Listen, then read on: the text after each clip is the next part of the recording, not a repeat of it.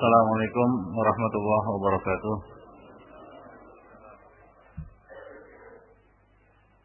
Alhamdulillah, wassalatu wassalamu ala rasulillah wa alihi wa sahbihi wa man tabi'ahum bi ihsan ila yaumiddin, amma ba'd. Khonifuddin, insyaallah pada pagi ini kita akan melanjutkan kajian kitab Bulughul Maram. Kita sudah sampai pada pembahasan nawaqidul wudu, yaitu pembatal-pembatal wudu. Ada beberapa pembatal wudu yang kita sudah jelaskan. Di antaranya adalah buang air kecil, buang air besar, tidur, keluarnya madi, ya. Dan kita juga sudah menjelaskan bahwa haid juga merupakan salah satu di antara pembatal wudu. Nah, berikut ini kita akan menjelaskan masalah yang menjadi khilaf di antara para ulama, yaitu masalah menyentuh wanita. Ya, bertolak dari firman Allah Subhanahu wa taala, "Aula mastumun nisa." Ya, "Aula mastumun nisa", surat An-Nisa ayat 43. Di situ terjadi perbedaan pendapat di kalangan ulama mengenai makna al-lamas. Apakah makna al-lamas ini adalah al-mas, yaitu menyentuh, atau maksudnya adalah al-jima'? Ya, al-jima' atau muqaddimatul jima'. Nah, berikut ini Al-Imam Ibnu Hajar Al-Asqalani membawakan sebuah riwayat untuk memperjelas makna ayat tersebut. Ya, riwayat dari Aisyah radhiyallahu anha ini menafsirkan dan menjelaskan makna ayat aula mastumun nisa, bahwa al-lamas di sini bukan hanya sekedar al-mas, namun maknanya adalah al-jima'. Dari Aisyah radhiyallahu anha, coba baca.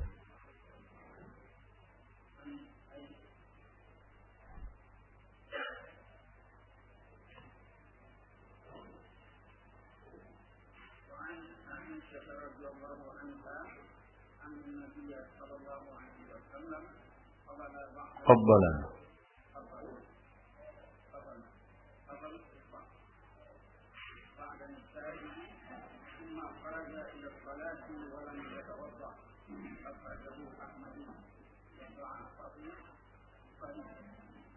Baik. Dari Aisyah radhiyallahu anha bahwa Nabi sallallahu alaihi wasallam qabbala. Qabbala yuqabbilu taqbilan. Masdarnya juga didatangkan dalam bentuk qublah, yaitu seperti ghurfah. Al-qublah di sini maksudnya adalah al-lasmah 'alal fam, yaitu mencium bibir.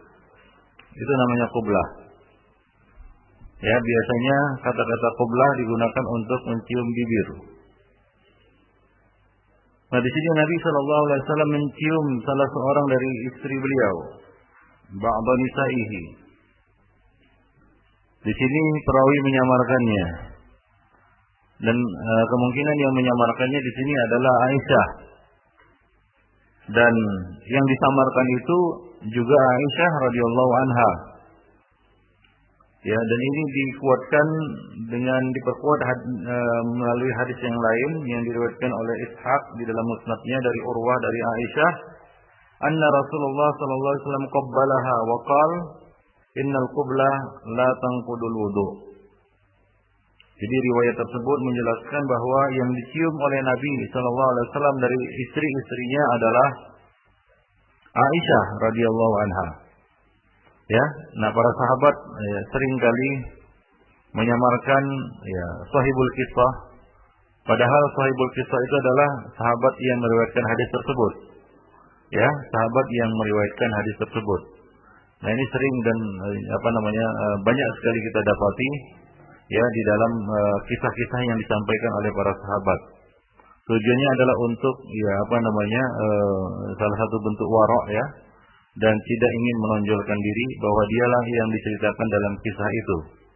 Jadi mereka lebih suka menyamarkannya ya dengan mengatakan ba'dha nisaihi, ba'dha ashabihi, ya au ahadim minhum. Ya, salah seorang dari istri-istri beliau, karena istri Nabi ada 9. Salah satunya adalah Aisyah radhiyallahu anha. Ya, tsumma kharaja ila shalah. Kemudian beliau keluar untuk menunaikan salat, walam yatawadda, dan tidak berwudu lagi. Artinya tidak mengulangi wudunya. Nah, di sini hadis ini menjelaskan bahwa qublah yaitu terjadi persentuhan. Ya, ghalibnya umumnya seperti itu. Yang namanya qublah, ciuman ya tanpa penghalang. Jadi sangat jauh ya, baik takwil termasuk takwil baik yang mengatakan bahwa dari kalangan ulama Syafi'iyah bahwa qublah di sini ada kemungkinan pakai alas. Ya, kita katakan ini sangat jauh sekali ya kemungkinan seperti ini atau takwil seperti ini bahwa Nabi mencium Aisyah pakai alas. Ya, hingga tidak terjadi persentuhan langsung antara kulit dengan kulit. Dan ini sangat jauh takwil baik. Ya, zahir di sini ya, makna zahir di sini, makna yang al-mutabah dari ilal faham yang langsung kita pahami dari sabda dari kita katakan riwayat ini ya, dari kisah yang disampaikan oleh Aisyah ini bahwa Nabi sallallahu alaihi wasallam mencium Aisyah radhiyallahu anha tanpa penghalang.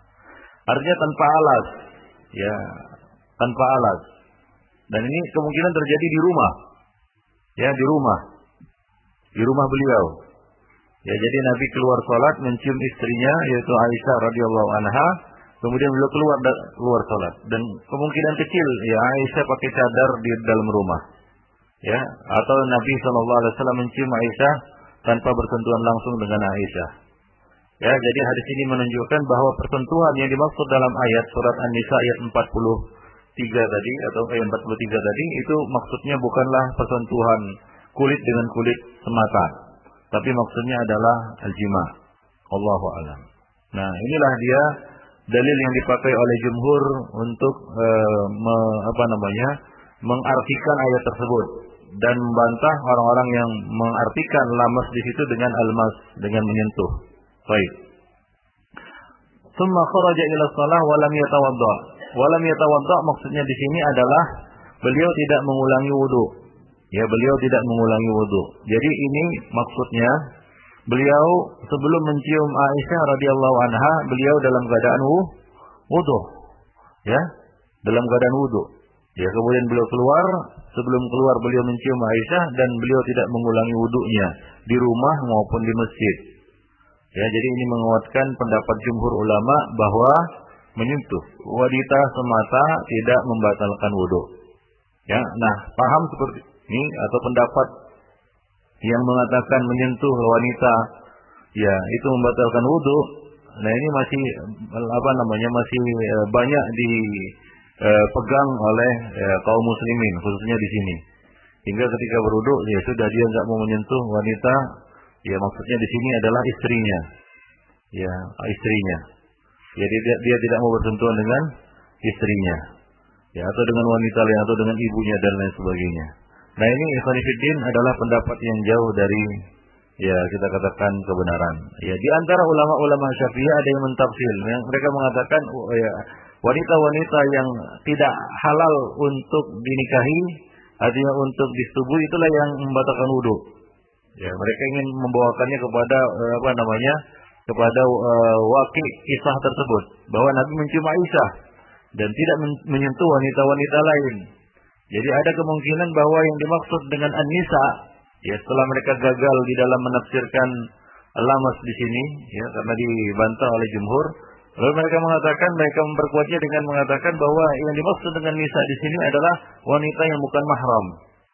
Maka keluar dari situ ibu, anak perempuan, istri, ya itu adalah wanita-wanita yang boleh disentuh. Adapun wanita-wanita yang tidak boleh disentuh, nah inilah yang membatalkan wudu. Nah, sebagian dari ulama-ulama Syafi'iyah membawakannya kepada makna tersebut. Ya, kepada makna tersebut. Ya tentunya ini ikhwan fillah ya juga batil. Ya menyentuh wanita yang bukan mahram selain haram juga ya apa namanya ya tidak membatalkan wudu. Ya, tidak membatalkan wudu. Ya.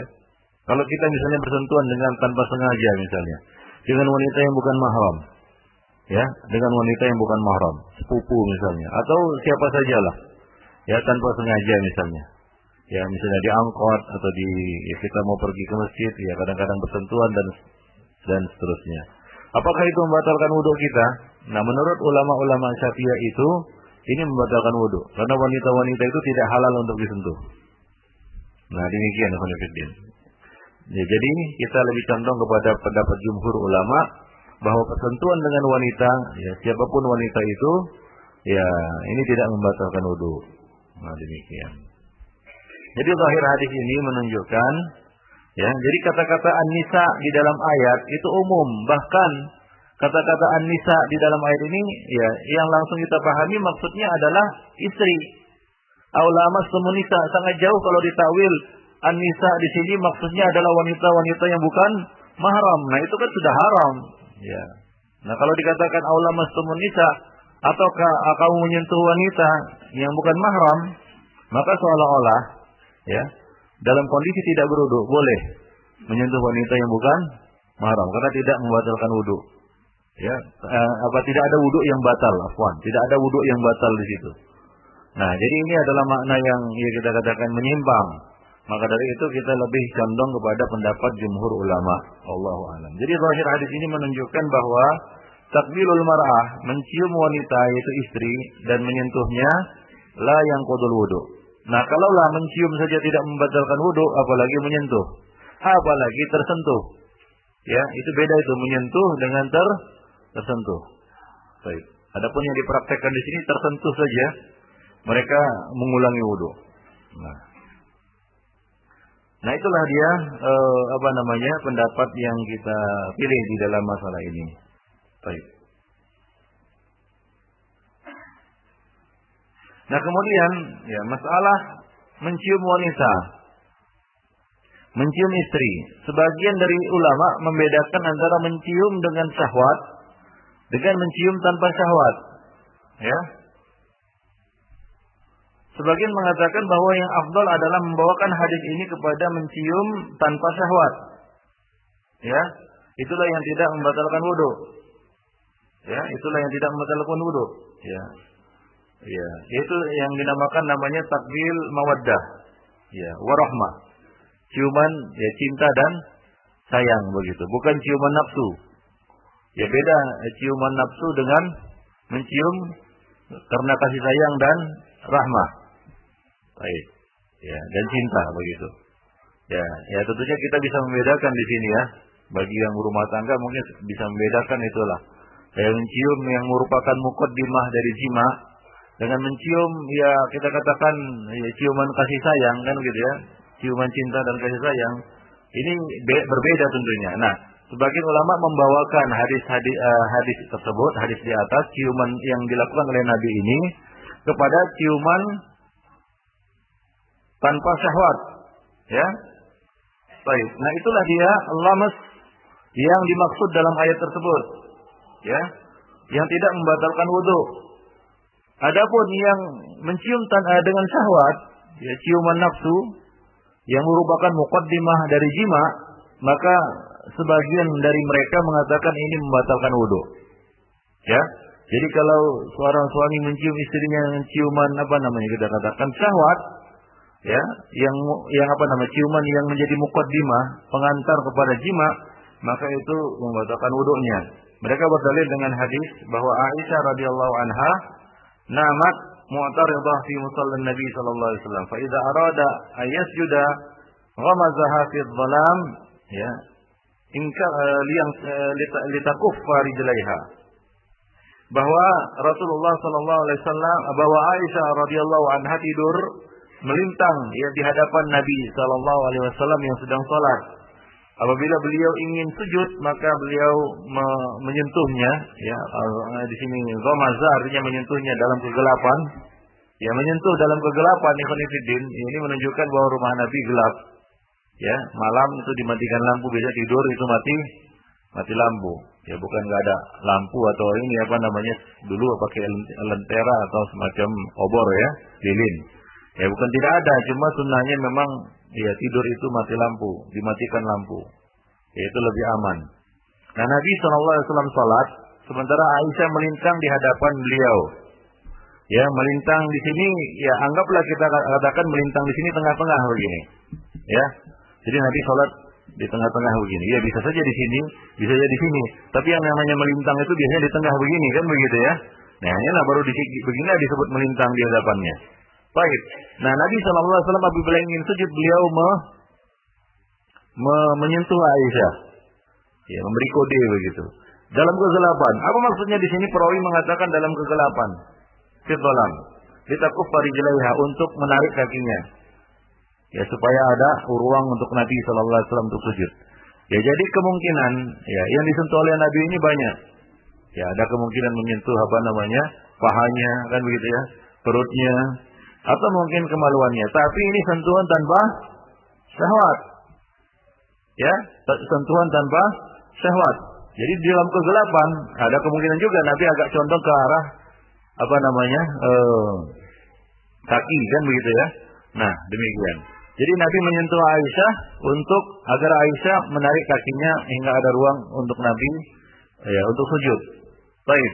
Jadi ada kemungkinan yang disentuh oleh Nabi ini adalah ya kita katakan bagian-bagian tubuh yang biasa disentuh ya ketika jima atau menjadi muqaddimah jima. Ya, entah perut, entah paha kan begitu ya. Nah, ya dan atau pinggul. Ya, nah ini tidak apa namanya membatalkan salat beliau dan tidak membatalkan wudhu beliau. Ya, nah kalaulah wudhu batal tentu Nabi SAW mengulangi salat karena wudhu adalah syarat sah salat.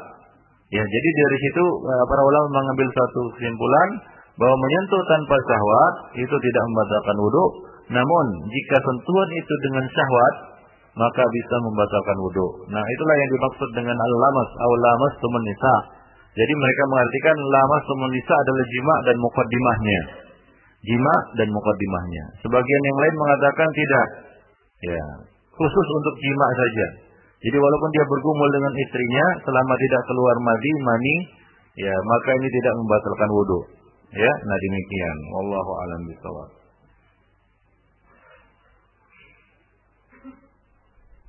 Nah kemudian ikhwan fillah khilaf ulama di dalam masalah ini sudah kita sebutkan tadi ya bahwa Imam Malik rahimahullah berpendapat bahwa wudu batal ya wudu menjadi batal apabila seorang yang mutawaddi ya menyentuh ya dengan syahwat ya seorang wanita. Ini pendapat Imam Malik. Adapun Imam Asy-Syafi'i jadi menyentuh dengan syahwat. Kalau Imam Malik. Adapun Imam Syafi'i mengatakan tidak. Hanya sekedar menyentuh. Seorang laki-laki menyentuh wanita itu membatalkan wudu. Adapun Imam Ahmad yang masyhur dari mazhab beliau adalah bahwa an-naqd la yakunu illa min masjid bi syahwah. Bahwa wudu itu hanya batal apabila sentuhan itu disertai dengan syahwat ya dan tanpa penghalang. Nah demikian tanpa penghalang dan inilah pendapat yang rajih wallahu a'lam bishawab. Kecuali ya apabila keluar ya mani ya walaupun ya kita katakan ya dan susah juga dibayangkan dia menyentuh tanpa syahwat keluar madinya. Nah biasanya madi keluar karena adanya syahwat wallahu a'lam. Baik. Nah itulah dia masalah menyentuh wanita ya apakah membatalkan wudu atau tidak. Rajihnya adalah tidak membatalkan wudu kecuali ya kita katakan menyentuhnya itu dalam bentuk jima atau menyentuh di sini maksudnya adalah muqaddimah dari jima yaitu dengan syahwat. Baik. Lanjutkan.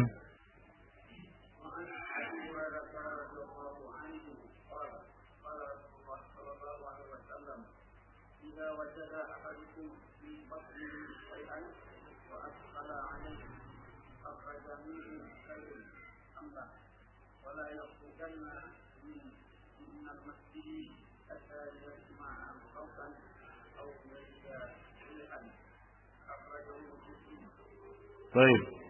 Hadis Abu Hurairah mengenai ini sebenarnya dalil bahwasanya kentut atau buang angin itu membatalkan wudu. Ya. Buang angin membatalkan wudu. Cuma masalahnya adalah apa yang disebut buang angin. Kadang-kadang ada seseorang yang bermasalah pada perutnya. Bunyi-bunyi kruk-kruk gitu. Kadang-kadang kayaknya keluar kayaknya, tapi sebenarnya tidak keluar. Tidak keluar apa-apa. Nah, di sini Nabi menjelaskan, ya. Apabila salah seorang dari kamu merasakan sesuatu pada perutnya mungkin masuk angin, kembung kan begitu ya, atau bermasalah, atau asam lambungnya naik, macam-macam lah, ya keluhan pada perut. Fa'askala alaihi, lalu dia bimbang untuk memutuskan. Bimbang memutuskan. Apakah ada yang keluar atau tidak? Ya, apakah keluar atau tidak? Kadang-kadang ini kita rasakan ya, kayaknya mendesak kan begitu ya. Mendesak, tapi kita berusaha untuk menahannya. Nah, kadang-kadang ada kayak gelembung-gelembung, kuluk-kuluk gitu kan ya. Kayaknya keluar, kayaknya begitu. Maka Nabi mengatakan, "Fala yakhrujanna minal masjid." Jangan dia keluar masjid untuk wudu. Ya, untuk mengulangi wudunya. Ya, hatta hingga yasma'a sautan aw yajida rihan. Hingga dia mendengar suara. Nah, kentut itu ada dua macam. Kentut yang dengan bunyi. Ya, kalau orang Arab bilang ini namanya durat. Kentut tanpa bunyi namanya fusa. Ya, jadi orang Arab membedakan. Kalau orang kita enggak, sama saja, sama-sama kentut kan gitu ya. Baik yang namanya dengan suara maupun tanpa suara, sama-sama dibilang apa? Kentut. Ada sebutan lain.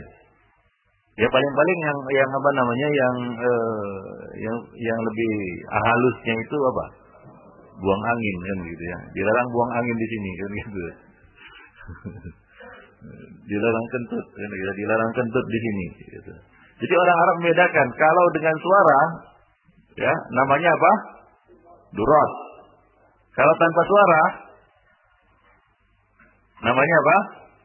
Pusat. Ya, jadi ada kentut tanpa suara dia. Yang keluar hanyalah bau gitu ya. Coba bau. Nah, ini namanya pusat. Nah, kalau ada kentut, ada bau, ada suara, ada bau, apa namanya? Ada suara, ada bau, apa namanya? Kentut. Iya, ikhwanifidin. Durat, namanya durat. Jadi orang Arab tidak mempersoalkan masalah baunya. Ya, orang Arab membedakan antara bersuara atau tidak. Baunya enggak begitu masalah kan. Tapi jangan pula kentut dekat orang Arab kan begitu, marah juga dia. Ikhwanifidin azan ya Allah. Tapi kalau dengan suara biasanya orang sebagian suku itu tersinggung. Iya kan? Nah, jadi mungkin di sana ada pohon apa namanya ada papan pelang yang berbunyi, ya dilarang durat boleh pusa kan gitu.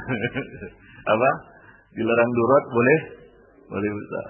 Baik, ikhwanifidin. Jadi di sini Nabi mengatakan hingga dia mendengar suara, ada suaranya ya. Macam-macam lah suaranya ya. Bisa ditirukan lah ya. Ya. Macam-macam suaranya, tapi terdengar dia. Ya. Kan kita bukan ya apa namanya peka atau tuli ya, kita dapat mendengarnya. Atau orang yang di samping bisa mendengar. Baik. Au yajidarihan, atau dia mendapatkan angin yang keluar. Yaitu bau maksudnya di sini. Dia dapat mencium baunya. Nah, kalau misalnya enggak ada suara, tapi ada baunya. Baunya menyebar kemana-mana, semerbak wangi, kan begitu ya? Nah, ini jelas dia kentut. Walaupun dia menampilnya mengatakan, wah enggak ada bunyinya kok, enggak bunyi katanya. Ya, tapi ada bau, dia dapatkan baunya, rihnya, baunya ke kemana-mana. Nah, artinya dia kentut. Nah, Nabi SAW mengatakan, ya janganlah dia pastikan itu kentut hingga dia mendapati dua perkara. Yang pertama dia mendapati suara, yang kedua dia mendapati baunya, tercium baunya. Nah, demikian ikhwanifiddin rahimani wa rahimakumullah. Jadi janganlah kita mengikuti was-was. Sebagian orang ada yang selalu mengikuti was-was setan. Ya, di dalam salat hingga karena sibuk mengikuti was-was ini dia lalai dari salatnya. Hilang kekhusyukannya. Kenapa? Karena terus bergolak dalam hatinya batal enggak hingga sebelum sampai menjelang salam Baru dia pastikan, wah nggak usah batal sajalah sayang. Kan setan yang bermain di situ, ya kan? Nah selama sholat bukan bergolak gitu kan, kayaknya keluar. Hingga dia dalam hatinya terus berbolak-balik antara dua kalimat aja, batal tidak, batal tidak, batal tidak, kan begitu ya. Nah baru sadar dia nggak batal, ya sebelum salam. Nah ini namanya permainan syaitan. Dibuang was-was itu dan konsentrasi ke sholat. Katakan, ya nggak ada suara, nggak ada bau, lanjutkan, kan begitu. Ya dalam sholat biasanya syaitan datang, kinzit, ya dia hembuskan seolah-olah. Ya kadang-kadang perut ini pun dipermainkan oleh syaitan, kan begitu ya. Macam-macam lah kan begitu ya, bergolak perut ini. Ya, bunyi-bunyi juga kadang-kadang kruk kan gitu. Kadang-kadang waktu melakukan rukun-rukun tertentu kayaknya keluar kan gitu ya, terutama waktu rukuk dan sujud. Nah, itu kayaknya keluar. Itu jangan dihiraukan. Ya, kalau enggak mendapatkan dua perkara ini, yaitu tidak mendapatkan suara, tidak mendengar suara dan tidak mencium bau, lanjutkan sholat kita. Ya, jangan diikuti was-was setan. Nah, sebagian orang mengikuti was-was setan, bunyi saja perutnya ulangi wudu. Ya. Padahal keroncongan ya. Bukan apa-apa, keroncongan, belum makan kan gitu ya. Nah, demikian. Baik. Jadi ini harus diperhatikan, Ikhwan Fillah. Baik. Jadi seperti korkoroh, yaitu bunyi ya dalam perut, itu orang Arab bilang korkoroh. Ya, korkoroh karena ya bunyinya ya krok. Orang Arab sukanya seperti itu gitu, gampangan gitu ya. Nah, kalau bunyinya krok, korkoroh kan gitu ya. Nah, supaya mudah diingat. Baik, yaitu ya, maksudnya adalah taraddud rih fi batnihi, yaitu memutarnya perut memutarnya angin di dalam perutnya. Berputar-putar angin itu dalam perutnya. Orang-orang bilang angin duduk kan gitu. Tapi angin enggak ada yang duduk.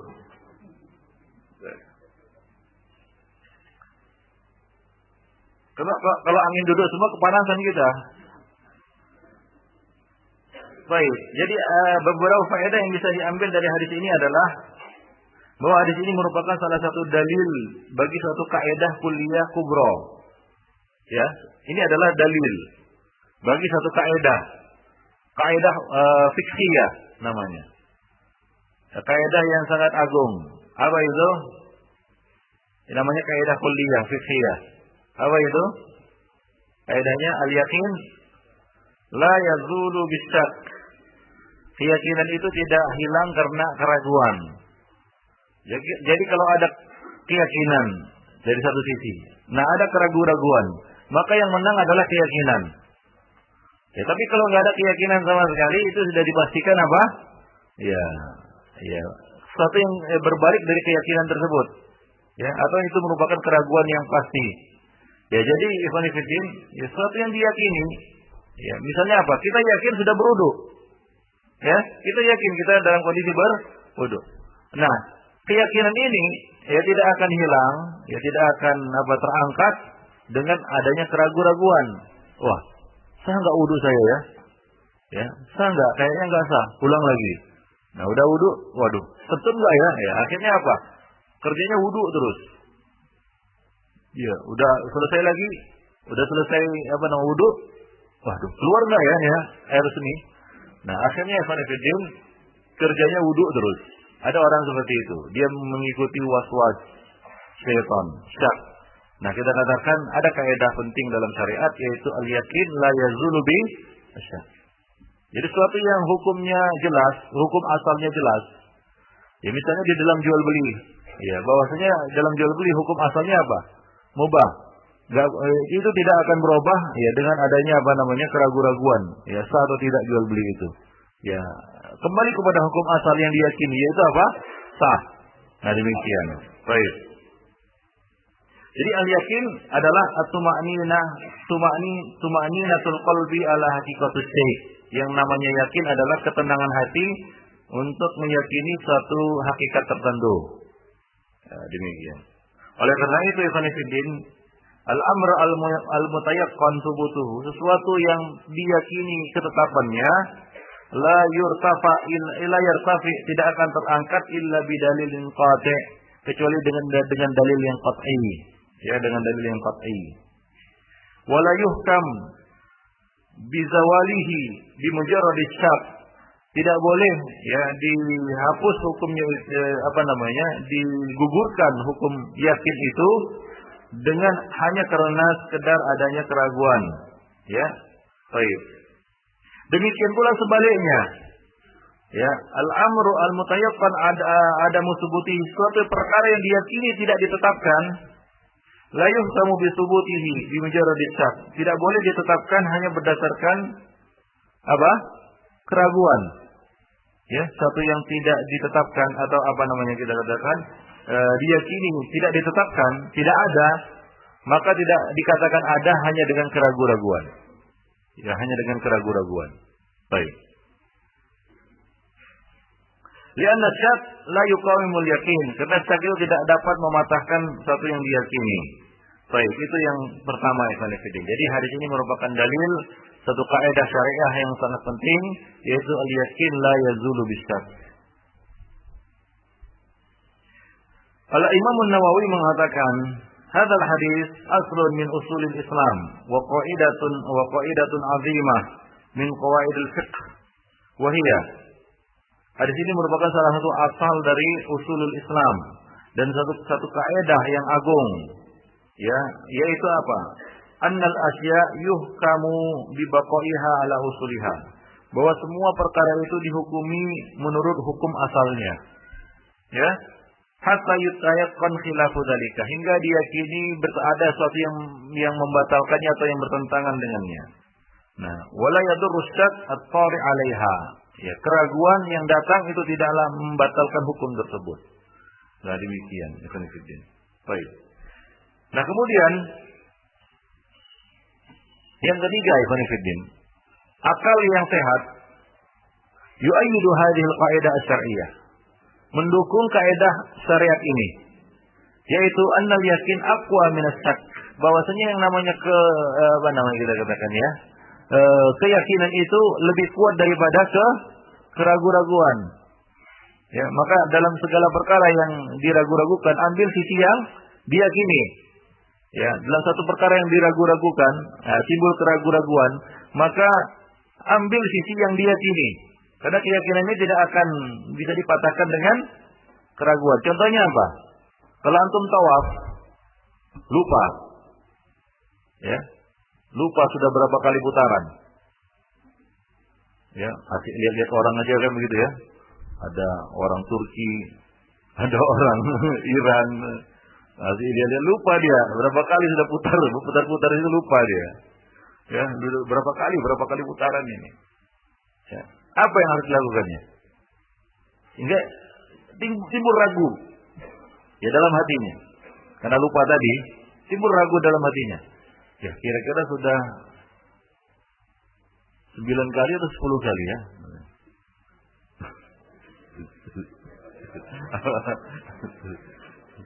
Kelebihan ya. Berapa kali tawaf itu? 7 ya, pasti. Iya. Jadi dia ragu, sudah 3 kali atau 4 kali. Ya, 3 kali atau 4 kali. Maka dia harus ambil sisi yang diyakini. Apa sisi yang diyakini di sini? Bilangan yang paling kecil. Yaitu hitung 3 kali. Ya, hitung 3 kali. Jangan hitung 4. Karena itu diragukan. Yang diyakini adalah 3. Nah, itu sisi yang diyakini. Nah, jangan pula ambil 5, kan gitu ya. 3 atau 4, 5 saja. Ini namanya mau cepat siap. Demikian pula salat, ikhwan fillah. Ya, demikian pula salat. Kalau antum ragu, 3 rakaat atau 4 rakaat? 3 atau 4? 3 atau 4? 3 atau 4? Nah, berapa rakaat? Antum hitung. 3. Ya, karena itulah yang sisi yang diyakini. Adapun 4 itu masih diragukan, ya kan? Keraguan itu ada pada 4 sebenarnya. Nah, kalau antum ragu, 1 kali sujud atau 2 kali sujud, 1 sujud atau 2 sujud, ragu ini. Sudah 1 kali sujud atau 2 kali sujud ini, lupa. Ya, karena lupa timbullah keraguan. Antum ambil yang mana? Hah? 1. Kenapa? Itulah sisi yang diyakini. Nah, kalau antum lupa hingga ragu, Sudah ruku atau belum? Maka mana yang antum hitung? Belum. Iya. Ya, karena itu hitungnya 0 dan 1 kan gitu ya. Yang diyakini belum lah, karena asalnya itu belum, kan begitu ya. Nah, sujudlah, afwan rukuk lah. Nah, demikian Ikhwanuddin. Nah, itulah dia kaedahnya, penerapannya. Jadi al-yakin la yazulu bisyak. Jadi ambillah sisi yang diyakini dan tinggalkanlah yang diragu-ragukan tadi. Ya, dak ma yaribaka ila ma la yariba. Ya, baik. Itu di dalam aplikasinya di dalam di dalam ibadah. Kalau di dalam bab muamalah bagaimana? Kalau antum lupa, sudah bayar utang atau belum? Sudah belum? Sudah. Kalau utang ya sudah aja lah. Ya. Nah, dalam bab muamalah tentunya semuanya berkaitan dengan catatan ya, dengan dan juga berlaku kaidah ini. Ya, ambil sisi yang diyakini. Nah, itu yang lebih selamat, yang lebih selamat. Ya, yang lebih selamat. Misalnya antum bertransaksi jual beli. Ini sudah dikembalikan uangnya atau belum? Lupa kan begitu ya. Kadang-kadang seperti itu. Karena ramenya yang beli kan begitu ya. Ini sudah lupa ini. Bapak ini sudah dikembalikan atau belum? Dia juga lupa kan begitu ya. Maka ambil sisi yang selamat. Ya untuk kita. Itu apa? Belum. Nah, demikian. Baik. Selanjutnya ya Sanifidin. Baik, bentar dulu. Jadi, idza khuyyila ilal insan, jika terkhayal oleh seseorang. Ya, terkhayal, terbayang, ya. Tapi belum terasa. Anahu kharaja minhu syai'un nakidun lil wudu. Keluar darinya sesuatu yang membatalkan wudu. Wa ashkala alaihi. Kharaja minhu syai'un am la? Apakah sudah keluar atau belum? Maka al-aslu baqa'u taharah. Asalnya adalah belum batal taharahnya. Artinya taharah itu masih tetap ada padanya. Nah, demikian. Fala yubtilu wudu'uhu. Nah, wudu'nya itu tidak batal. Wala yubtilu wudu'ahu, dan janganlah dia batalkan wudu'nya. Nah, demikian. Baik. Dan jangan dia keluar dari salatnya jika dia sedang salat. Baik. Hingga Imam Al-Bukhari membuat membuat bab untuk hadis ini. Beliau membuat bab la yatawadda min as-sakki hatta yastayqin. Tidak perlu berwudu karena keraguan hingga diyakini. Ya, misalnya kita antara maghrib dan isya. Ya, antara maghrib dan isya. Ya. Kita yakin bahwasanya wudu belum batal. Maka silakan sholat, tidak mengapa sholat walaupun kita tidak mengulangi wudu itu. Ya, meskipun kita katakan boleh seseorang itu ya berwudu kembali untuk sholat, tapi tidak perlu ya, tidak harus. Artinya tidak harus di sini dia mengulangi wudunya. Selama dia yakin wudunya itu belum batal.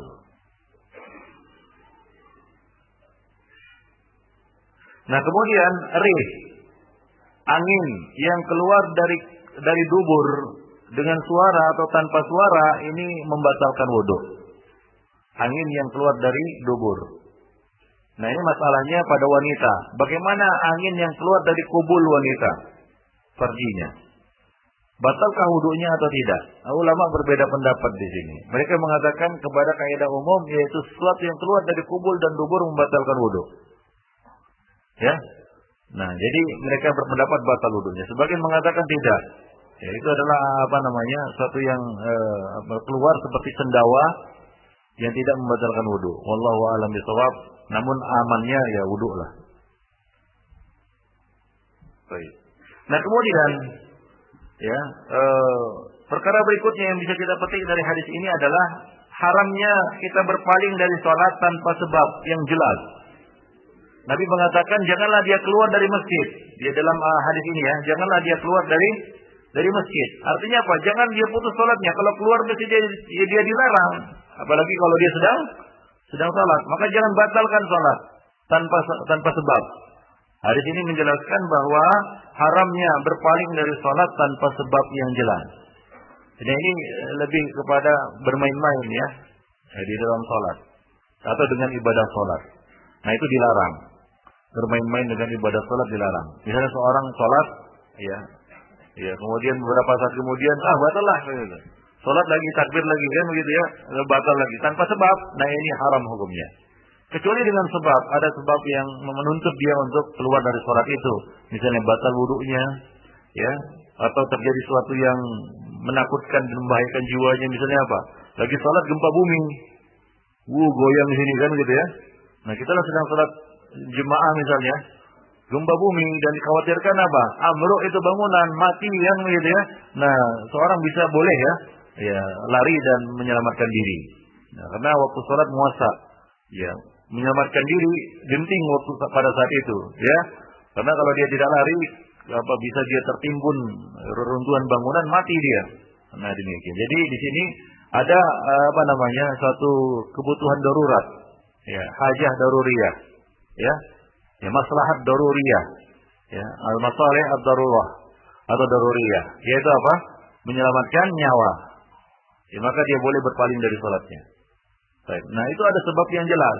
Tapi kalau nggak ada sebab yang jelas, semata-mata bermain-main saja, kayaknya kurang. Allah belum masuk. Gitu ya. Allahu Akbar. Ya, belum masuk juga. Ulang lagi, batal lagi, batal lagi. Nah, ini bermain-main namanya Khamifuddin. Rahimani wa rahimakumullah jami'an. Baik. Lucunya, ketika imam mau rukuk baru masuk dia. Allahu Akbar.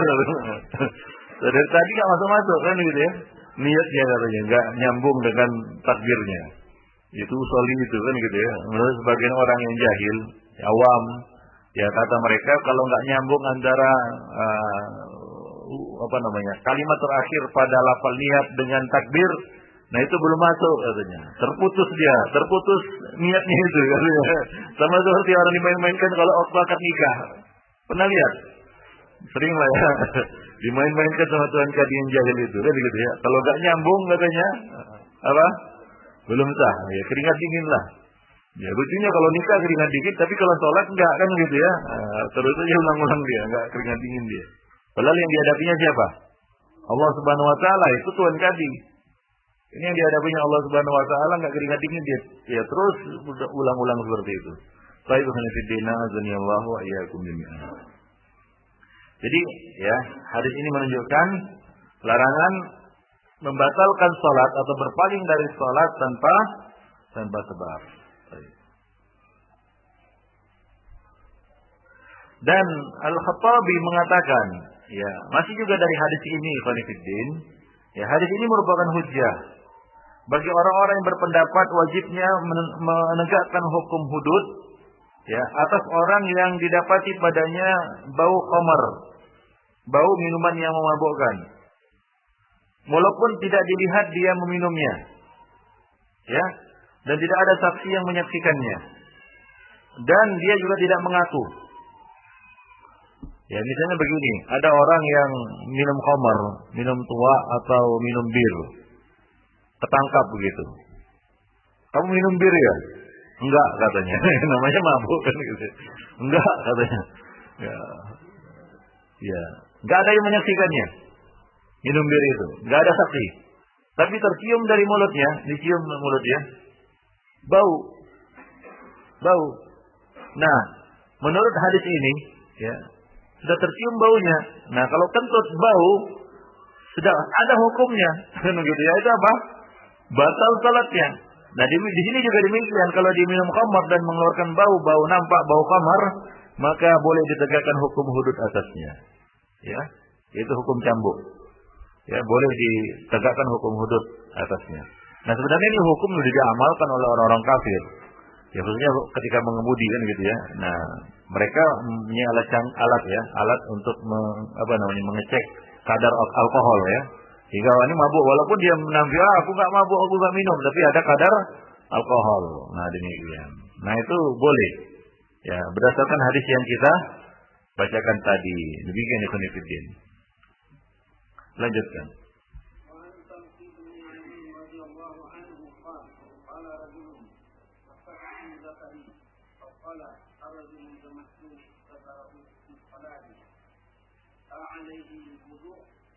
قال النبي صلى الله عليه وسلم لا إنما هو بضعة منك أخرجه الخمسة وصححه ابن حبان وقال ابن المديني هو أحسن من حديث بصرة. Baik, baca hadis Busrah selanjutnya. وعن بصرة بنت صفوان رضي الله عنها أن رسول الله صلى الله عليه وسلم قال من مس ذكره فليتوضأ أخرجه خمسة وصححه الترمذي وابن حبان وقال البخاري والصحيح في هذا الباب. Baik, ini masalah khilafiyah juga, yaitu masalah memegang kemaluan. Ya, apa batalkah wudu? Ya, disebabkan memegang kemaluan. Ini khilaf di kalangan ulama, khilafnya ma'ruf. Ya, sebagian mengatakan batal secara mutlak. Kalau dia memegangnya, ya, maka batal wudunya secara mutlak. Sebagian mengatakan tidak batal secara mutlak. Ya, dipegangnya, disentuhnya, tersentuh, tidak batal secara mutlak. Nah, sebagian memisahkan. Mereka mengatakan jika dia memegangnya dengan syahwat, maka batal. Tapi kalau dia memegangnya tanpa syahwat, maka tidak batal. Demikian yang kedua. Baik. Ya, nah kita kebanyakan hadis ya, ada dua hadis di sini. Ya, dan disebab kedua hadis ini terjadilah perselisihan atau ikhtilaf yang kita sebutkan tadi. Yang pertama dari Talq bin Ali radhiyallahu anhu yang berkata, qala rajulun, ada seorang laki-laki yang bertanya, masastur dzakari, aku memegang atau menyentuh kemaluanku. Atau dia mengatakan, ar-rajulu yamassu dzakarahu bis shalah, seorang laki-laki menyentuh kemaluannya di dalam salat. Alaihi wudu, apakah dia harus berwudu? Artinya batal wudunya dan dia harus mengulangi wudu. Faqala Nabi sallallahu alaihi wasallam, la, tidak. Innama huwa bad'atun minka. Sesungguhnya ya kemaluanmu itu hanyalah salah satu bagian dari tubuhmu. Artinya apa? Sama seperti kamu memegang kuping, ya memegang apa? Kepala, memegang hidung, ya memegang tangan, ya sama seperti anggota-anggota tubuh yang lainnya. Itu tidak membatalkan wudu. Demikian yang kami. Ya, baik. Jadi ini hadis yang digunakan oleh kelompok yang mengatakan tidak batal wudu karena memegang kemaluan. Tidak batal wudu karena memegang kemaluan. Baik. Adapun hadis yang berikutnya yaitu Busrah binti Safwan. Ya, dia mengatakan bahwa Rasulullah SAW bersabda, "Man massa dzakarahu falyatawadda." Barang siapa menyentuh kemaluannya maka hendaklah dia berwudu. Zahir hadis ini mengatakan atau menjelaskan memegang kemaluan, menyentuhnya, ya, maka itu membatalkan wudu seseorang. Ya, Al-Bukhari mengatakan, "Huwa asahhu syai'in fi hadzal bab." Ini adalah hadis yang paling sahih di dalam bab ini. Yaitu di dalam bab batalnya wudu, ya, karena memegang kemaluan. Sementara Ibnu al-Madini mengatakan sebelumnya tentang hadis Talq bin Ali, "Huwa ahsanu min hadisi Busrah." Hadis ini lebih bagus daripada hadis Busrah. Lebih bagus daripada hadis Busrah. Baik, ikhwan fillah. Nah, khilaf di dalam masalah ini sudah kita singgung tadi ya. Nah, dan kaidah mengatakan ya, i'malud dalilain aula min ihmali ahadihima. Itu kaidah. Memakai dua hadis sekaligus itu lebih bagus daripada membuang salah satu dari keduanya. Kalau kita pilih pendapat yang pertama dan kedua yang mengatakan batal secara mutlak atau tidak batal secara mutlak, ini akan mengorbankan salah satu dari dua hadis ini. Kalau kita katakan batal secara mutlak, maka ini mengorbankan hadis Talq bin Ali. Yang membatalkan hadis Talq bin Ali. Kalau kita katakan tidak batal secara mutlak, maka ini akan membatalkan hadis Busrah binti Safwan. Maka tariqah yang paling bagus adalah menggabungkan antara keduanya. Selama metode penggabungan bisa ditempuh, ya, bisa dilakukan. Hingga Ibnu Khuzaimah menantang siapa saja yang mengklaim nggak bisa menggabungkan dua hadis yang bertentangan, datangkan kemari biar saya gabungkan, kata beliau. Dan sebagian ulama bahkan menulis buku khusus yang menggabungkan hadis-hadis yang diklaim bertentangan. Di antaranya yang ditulis oleh Ibnu Qutaibah. Beliau menulis buku Ta'wil Mukhtalif al-Hadis. Nah, demikian. Jadi kedua hadis yang sahih ini ya, mungkin untuk digabungkan antara keduanya. Ya, dengan mengatakan bahwa hadis Talq bin Ali ini menunjukkan bahwa memegang kemaluan tanpa syahwat itu tidak membatalkan wudu. Ya, kalau kita memegang kuping tanpa syahwat, ya, hidung tanpa syahwat, kan begitu ya. Ya, anggota-anggota lainnya termasuk ya kita memegang kemaluan kita tanpa syahwat itu tidak membatalkan wudu. Contohnya misalnya dalam proses mandi junub. Ya, kan sebelumnya kita berwudu. Boleh berwudu secara penuh baru mandi, kan begitu ya. Boleh menyisakan apa? Kaki.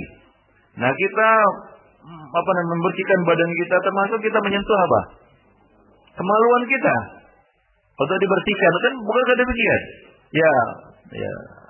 Taruhlah kita katakan sebelum berwudu sudah dibersihkan.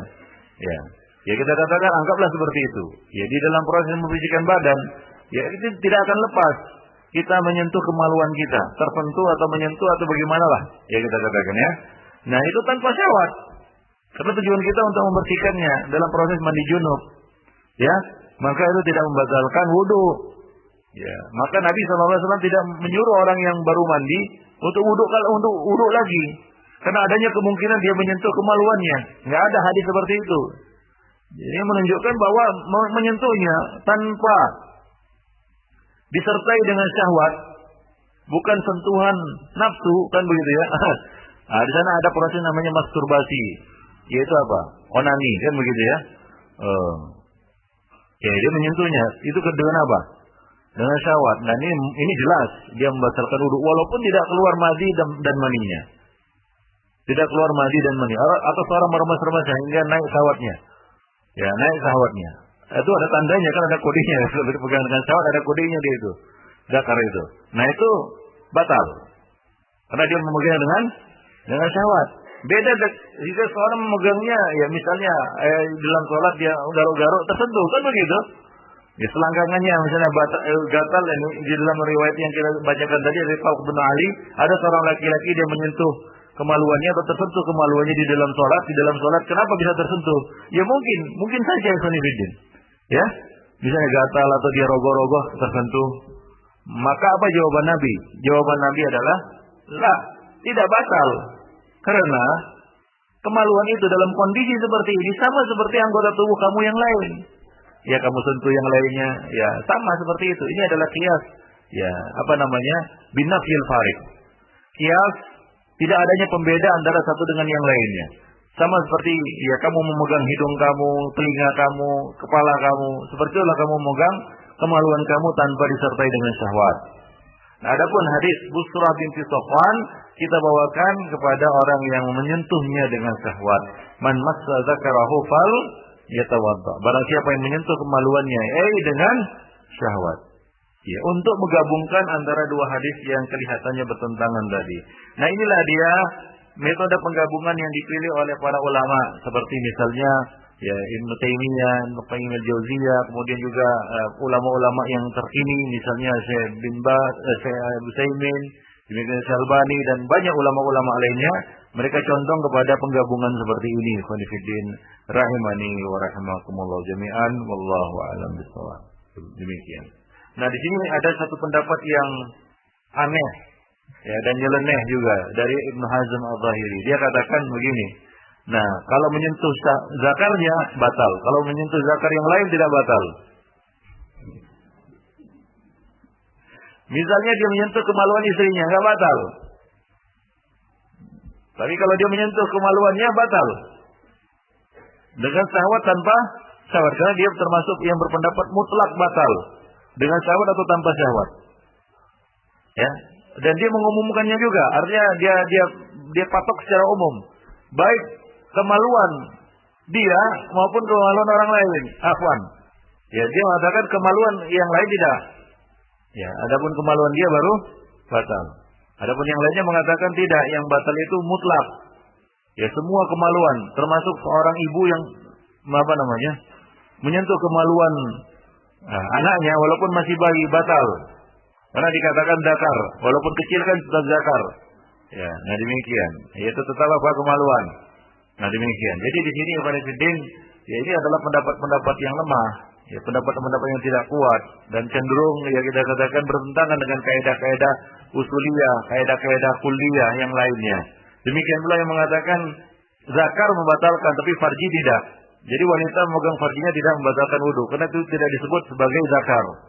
Mereka berfatwa kepada apa? Lafal tekstual yang tertera di dalam hadis tersebut. Nah, jadi ini menguatkan pendapat jumhur ya ulama atau pendapat ulama-ulama yang ya kita katakan terkenal ya bahwa menyentuh dengan syahwat itulah yang membatalkan wudu. Baik itu farji maupun zakar. Baik itu farji maupun zakar. Baik kemaluannya maupun kemaluan orang lain. Nah, demikian istrinya atau dan sejenisnya. Wallahu a'lam bishawab. Lanjutkan.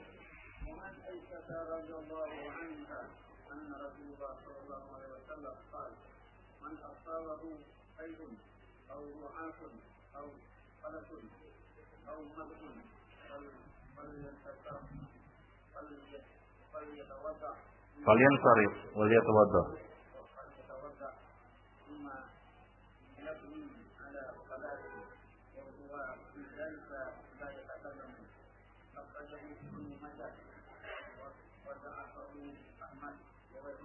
Baik, hadis ini dhaif ikhwan fillah dan ini masyhur di kalangan ulama ya bahwa ya beberapa masalah yaitu muntah ya kemudian ingus ya kemudian apa qalas yaitu dahak yang banyak itu semi muntah tidak dikatakan muntah tidak juga dikatakan dahak agak banyak namanya qalas ya au madi adapun madi ya madi yaitu yang keluar dari kemaluan karena karena syahwat memikirkan syahwat atau karena kerja berat maka hendaklah dia berpaling dan berwudu dikatakan di sini. Ya summa liyabni ala salatihi wa huwa fi dzalika la yatakallam. Tapi hadis ini dhaif bukan fillah. Berkaitan dengan muntah. Ya. Muntah. Muntah dengan sengaja memang membatalkan puasa. Ya. Atau muntah tidak sengaja tidak membatalkan puasa. Itu puasa ya, bukan wudu. Nah, itu masalah puasa.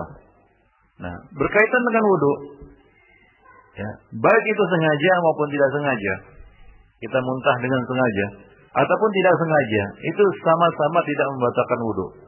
Inilah pendapat yang lebih kuat ya di dalam masalah ini. Ya. Nah, Al-Imam Malik dan Imam Asy-Syafi'i mengatakan ya, bahwa keluarnya perkara-perkara yang disebutkan tadi tidak membatalkan wudu walau kasura, walaupun banyak. Ya, demikian juga Al-Baghawi mengatakan huwa qaulu aktsari sahabat wa tabi'in. Ini adalah pendapat mayoritas sahabat dan tabi'in. Ya, demikian juga An-Nawawi mengatakan lam yasbut qat anna Nabi sallallahu alaihi wasallam aujabal wudu min dzalika. Tidak ada satu hadis pun yang sahih yang menjelaskan bahwa Nabi mewajibkan wudu dari hal-hal itu, yaitu apa? Muntah, ingus, dahak dan sejenisnya.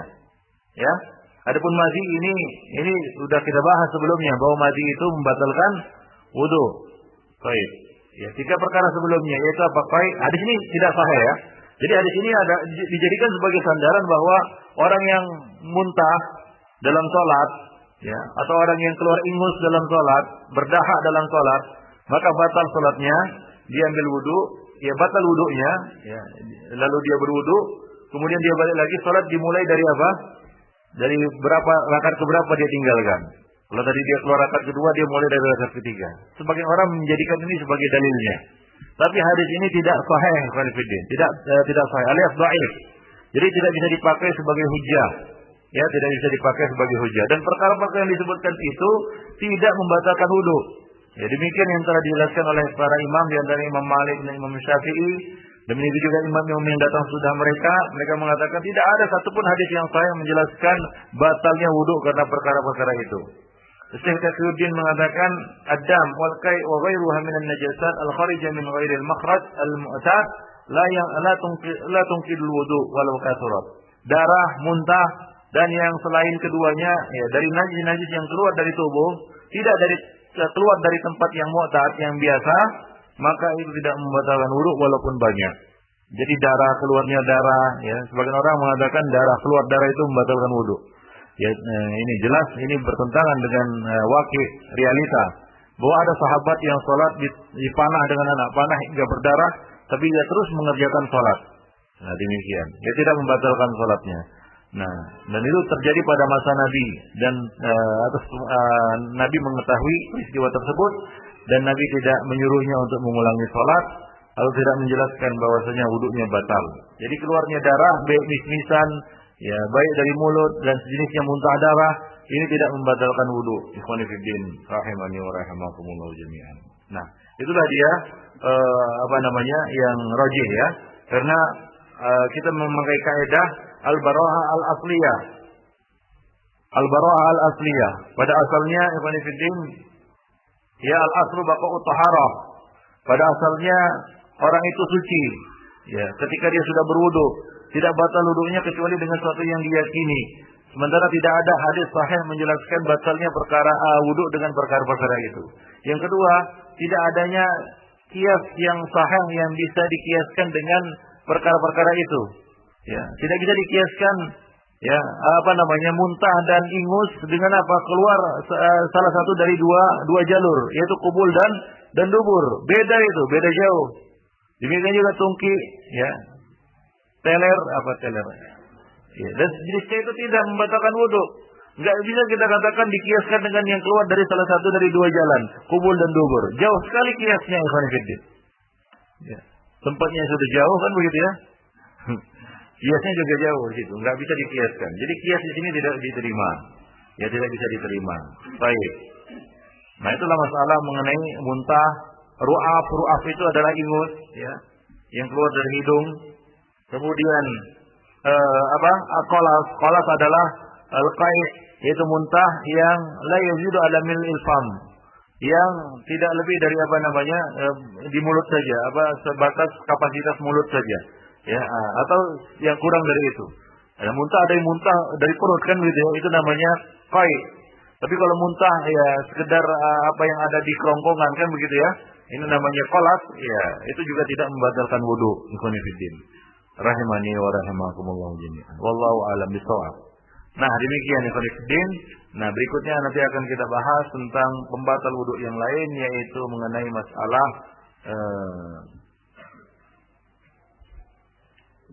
makan daging onta. Apa? Makan daging onta. Makan daging onta ini membatalkan wudu. Nanti akan kita jelaskan. Ya. Demikianlah syariat membedakan. Mungkin ada yang mengatakan, Ustaz, di sana ada yang daging yang lebih keras daripada daging onta. Maksudnya pengaruhnya, bukan ya kalau dimasak lembek semua. Maksudnya pengaruhnya terhadap badan yang lebih keras daripada daging onta dan halal. Misalnya daging kijang, rusa, ya, atau daging kancil kan gitu ya. Atau yang lainnya daging jerapah. Oh ya, jerapah halal. Ya, gimana cara nyembelihnya? Manjat dulu. Manjat dulu. Atau daging banteng kan begitu ya. Itu keras juga dia. Tapi ya, syariat tidak bisa dikiaskan dengan logika. Ya, syariat menetapkan dia membatalkan wudu hanya daging onta. Bukan, itu kan karena dia di Arab, bukan. Ya, nanti Nabi menjelaskan mengapa daging onta itu membatalkan wudu. Ada sebabnya. Dan ini adalah masalah tauqifiyah, ghaib. Ya, yang harus diterima dengan keimanan, ya bukan dengan perasaan dan logika. Ya. Kenapa onta didiskriminasikan di sini? Pernah makan daging onta? Siapa yang pernah? Yang sudah haji biasanya pernah. Ya. Enak daging onta. Enak kalau gratis itu. Ya. Ya, nanti akan kita bahas pada pertemuan yang akan datang insyaallah. Nah, demikian saja ikhwan fillah. Nah, selanjutnya kita tanya jawab ya, siapa yang ingin bertanya?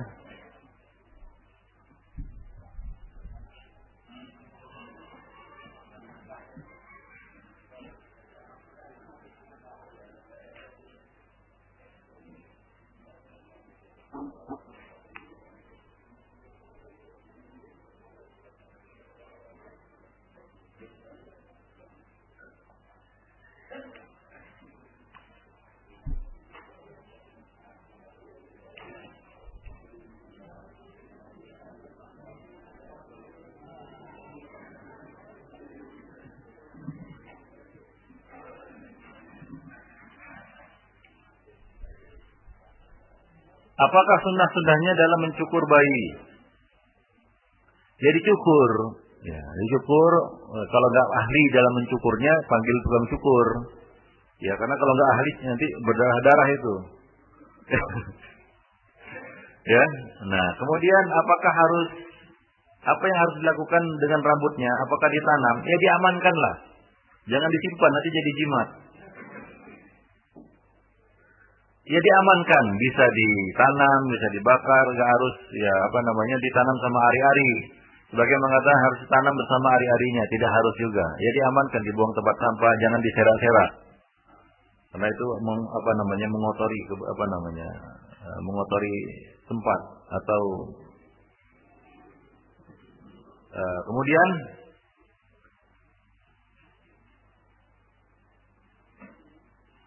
apakah terlupanya duduk tawarruk di dalam salat subuh atau salat Jumat harus sujud sahwi? Tidak. Tidak harus sujud sahwi dalam kondisi seperti ini. Ya. Ya. Kalau dia berpendapat ya salat 2 rakaat tasahudnya itu tawarruk, lalu dia iftiras, atau sebaliknya dia berpendapat iftiras tapi dia tawarruk, ya. Haruskah dia sujud sahwi karena itu? Jawabnya tidak. Ya, karena sujud sahwi karena meninggalkan rukun dalam salat. Baik, atau meninggalkan kewajiban.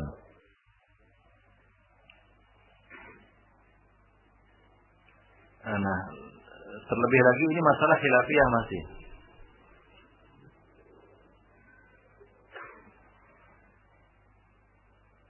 Apakah terkena pipis bayi membatalkan wudu? Tidak, enggak ada di dalam nawakilul wudu terkena pipis bayi membatalkan wudu. Ya, ada hukum terkena pipis bayi. Apa itu? Kalau bayi perempuan, kalau bayi itu belum makan dan bayi itu ada berjenis kelamin perempuan, maka dicuci. Nah, kalau bayi laki-laki belum makan, belum mengonsumsi makanan, ya masih menyusu maksudnya, dibersihkan itu saja. Ya nggak perlu diulang wudunya. Karena itu tidak membatalkan wudu.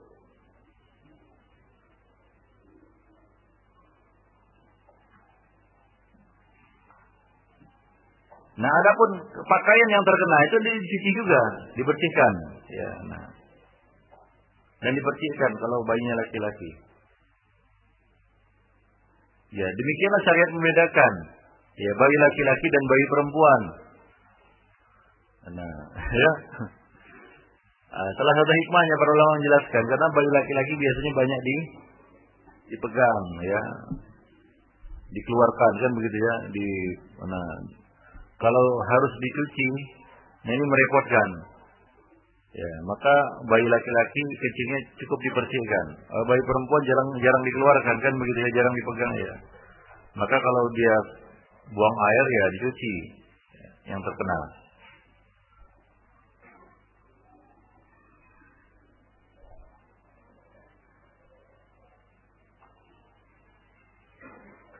Apakah pakaian yang terkena cipratan lumpur dapat digunakan untuk sholat saat perjalanan menuju masjid?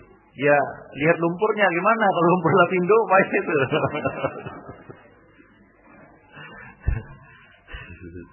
Kan ya lihat situasi dan kondisi lah ya. Kalau antum keciprat, artinya ada genangan gitu ya, truk ya dari atas ke bawah kotor semua ya pulang ganti baju kan gitu. Tapi kalau cuma sikit-sikit aja ya dicuci ataupun dibersihkan itu sudah cukup kan begitu ya. Nah ini tidak membatalkan wudu dan tidak menajisi pakaian selama lumpur itu bukan lumpur kotoran. Ya lumpur lah kita katakan ya bercampur dengan tanah kan begitu ya. Nah itu tidak membatalkan wudu dan tidak menajisi pakaian. Cuci saja dari bab kebersihan. Karena kalau kita pakai kotor-kotor seperti itu akan mengganggu orang-orang yang sholat. Nah demikian. Tapi kalau antum kena lumpur lapindo harus mengungsi.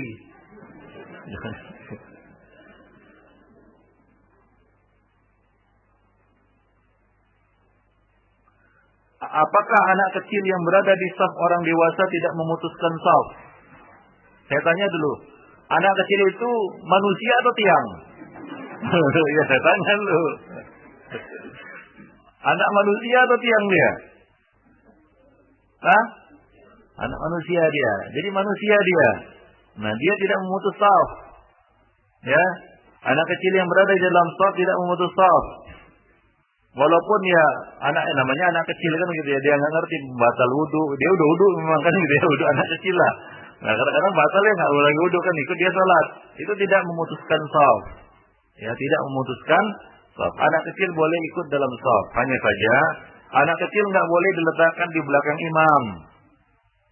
Ini kekeliruan sebagian masjid, ya ada sebagian anak kecil dibiarkan di belakang imam. Nah ini nggak boleh, harus diusir, karena itu bukan tempatnya. Itu tempat ulul ahlami wan nuha. Itu tempat ulul nuha wal ahlam. Orang-orang yang berilmu dan terpandang di belakang imam. Karena mereka akan menggantikan imam jika ada sesuatu terjadi pada imam. Ya. Nah, jadi anak-anak boleh masuk shaf tapi jangan di belakang imam.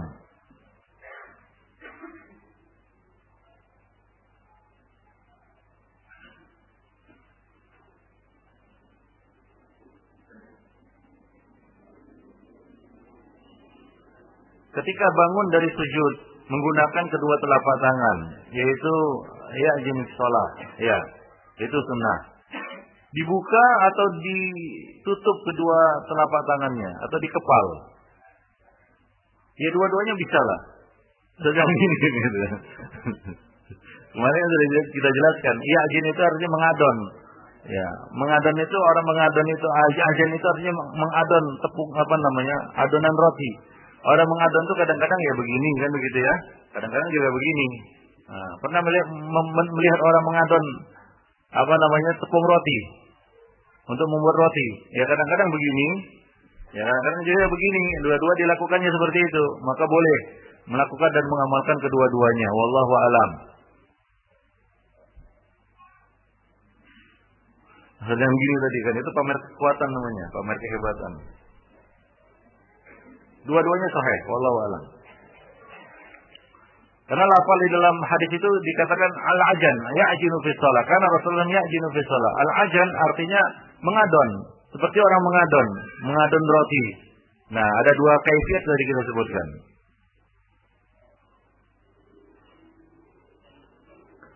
Apakah alkohol memang najis atau tidak? Ya, alkohol tidak najis, ikhwan fillah. Kalau masalah najis atau tidak najisnya, alkohol tidak najis. Karena khamar juga tidak najis. Itu kalau kita samakan, kita identikkan antara alkohol dengan khamar. Ya, sementara keduanya tidak identik. Nah, jadi ini tidak najis, wallahu a'lam.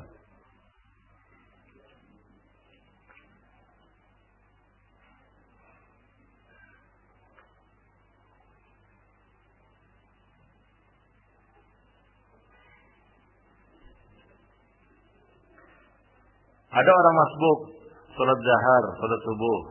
Imam sudah selesai. Orang tadi berdiri untuk melengkapi yang kurang. Apakah orang ini mengeraskan bacaan Al-Qur'annya? Ya, boleh. Asalkan tidak mengganggu orang-orang yang ada di sekitarnya.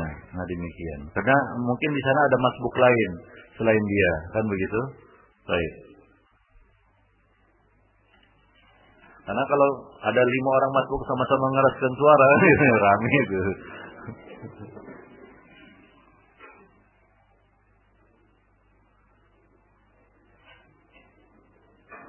Ada nih tulisnya besar-besar ini. Penting kayaknya pertanyaannya ini. Siapa yang nanya ini? Besar-besar, huruf besar tuh. Ustaz katanya, jika seseorang mandi junub, mandi Jumat, kemudian mencukupkan hanya rukun-rukunnya saja. Apa maksudnya? Tanpa berwudu, apakah ia berwudu lagi setelah mandi untuk sholat? Ikhwan fillah, mandi junub itu lebih besar daripada wudu, karena dia mengangkat hadas besar. Nah, orang yang sudah mandi junub nggak perlu lagi berwudu, sudah cukup mandi junubnya itu. Ya, nah demikian itu pendapat yang rajih wallahu alam. Ya, dan mandi junub itu terpenuhi dengan meratakan ya air ke seluruh tubuh. Nah, kalau udah rata air ke seluruh tubuh, otomatis anggota-anggota wudu juga basuh kan begitu. Iya kan? Jadi rukun mandi wajib itu berapa? 3. Siapa bisa menyebutkan rukun mandi wajib? Wah, berapa kali antum mandi wajib dalam sehari? Malu bilangnya. Apa rukun mandi wajib? Ada 3. Ada kasih bocoran lah 3. Itu wajib, apa rukun ini? Nggak boleh tinggal ini. Ya bagus. Niat. Kemudian apa? Basmalah. Yang ketiga, meratakan air ke seluruh tubuh. Nah itu dia. Kalau 3 ini sudah terpenuhi sudah sah mandi junubnya. Nah, seorang ya di pinggir danau, dia di pinggir sungai, ya niat pasang niat, Bismillah, lompat dia, gitu bahasa gua. Udah selesai. Itu mandi junub. Walaupun ada di sana kriteria sifat mandi junub sesuai dengan sunnah Nabi. Ya kanan dulu kan gitu ya, yang sunnah-sunnahnya kiri, kemudian didahului dengan apa? Wudu. Tapi itu bukan syarat, bukan rukun, ikhwan fillah.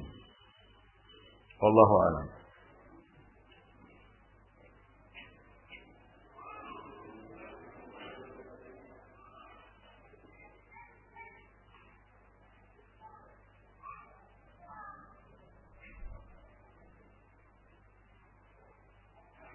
Dalam waktu salat, kita ragu-ragu apakah sudah 2 kali sujud atau 1 kali sujud. Nah, apakah kita harus melakukan sujud sahwi? Iya, ini keraguan dalam salat yang mengharuskan kita untuk sujud sahwi. Karena keraguan ini terletak pada apa? Rukun salat, yaitu apa? Sujud. Maka dia harus sujud sahwi sebelum salam.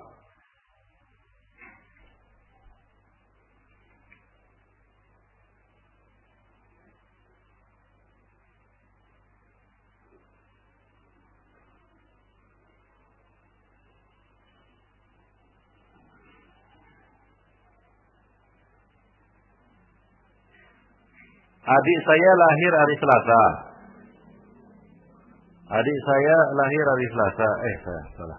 Adik saya melahirkan pada hari Selasa dan ingin melaksanakan akikah. Jadi hitungannya bagaimana?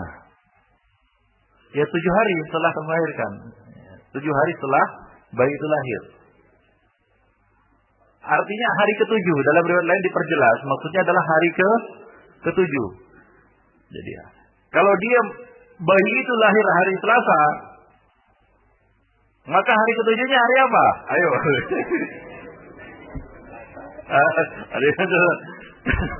Enggak sepakat di sini. Berarti akikahnya ada 2 kali. Kalau suami istri beda hitungan kan 2 kali akikahnya itu. Mantap lah. Tapi kalau lahirnya hari Selasa, akikahnya hari apa? Nah, kita hitung sama-sama. Selasa, Rabu, Kamis, Jumat, Sabtu, Rabu, Kamis enggak. Senin, apa tadi? Selasa, Rabu, Kamis, Jumat, Sabtu, Ahad, Senin. Berarti hari Senin. Hari Senin dicukur kan begitu ya. Kemudian dia apa lagi? Jadi kasih nama, kemudian diakikahi. Ya. Kalau nggak mampu hari Senin, tambah 7 hari lagi. Ya, Senin depan. Ya, dan seterusnya. Nah, demikian ikhwan fillah, azanillahu wa iyyakum jami'an, berkaitan dengan akikah.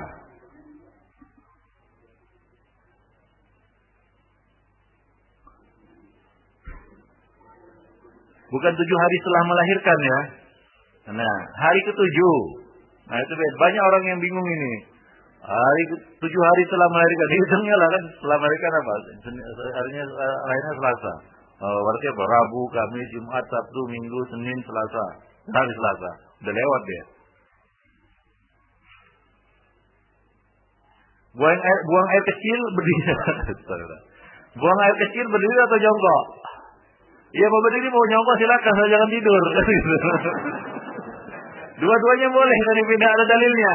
Nabi ya atau Aisyah apa? Nabi biasa buang air jongkok kan begitu ya. Nah, Hudzaifah melihat Nabi buang air berdiri. Dua-duanya boleh. Yang paling afdol adalah yang paling aman dari percikan. Nah, demikian Syekh Albani menjelaskan.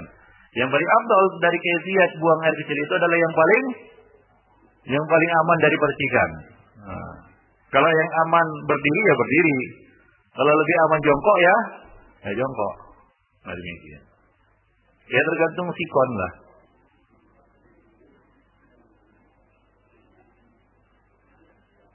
Nah, ini ada yang tanya nih.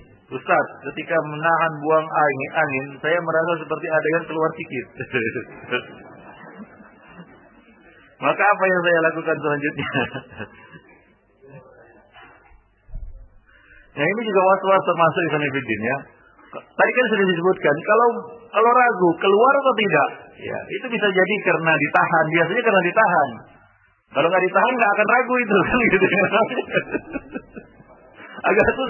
agak susah membayangkannya. Atau nggak menahan kentut tapi ragu kan gitu ya. Nah, ini kan karena ditahan, karena ada dorongan kan begitu ya. Hingga anak-anak ragu, udah keluar atau tidak ini. Nah, kalau ragu, itu tadi ada kaidahnya. Ya, tinggalkan yang meragukan, ambil yang diyakini. Nah, tapi kalau yakin keluar walaupun sedikit, walaupun bunyinya kecil kan gitu ya. Atau baunya ya tercium baunya sedikit saja kan gitu ya. Itu batal wudunya, wallahu alam. Tapi kalau tidak, hanya perasaan-perasaan saja, ini jangan diikuti. Ya, jangan diikuti.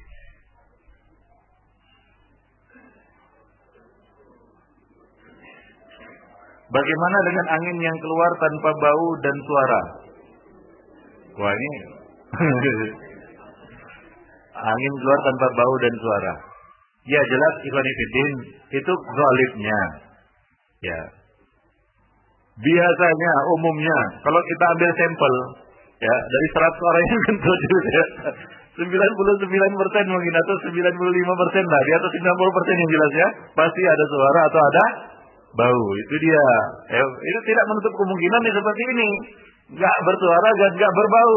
Ya tetap juga kentut, batal kan gitu. Ikhwanuddin. Ada juga yang tanya seperti ini.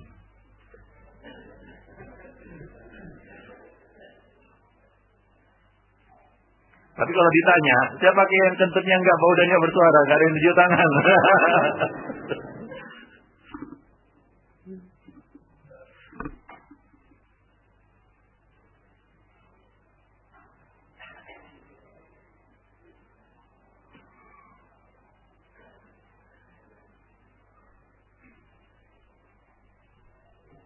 Apakah benar sholat sunat rawatib qabla zuhur itu 4 rakaat? Iya, ada macam-macam riwayat. Ada riwayat Abdullah bin Syakib ya. Dari Aisyah bahwa Nabi mengerjakan 4 rakaat sholat rawatib zuhur di rumah, 4 rakaat dan ya sebelum zuhur ya, kemudian 4 rakaat sudah zuhur. Ada juga riwayat Abdullah bin Umar menyebutkan 2 rakaat. Jadi dua-duanya bisa dikerjakan. Nah, 2 rakaat sebelum, 2 rakaat sudah, atau 4 rakaat sebelum dan sesudah.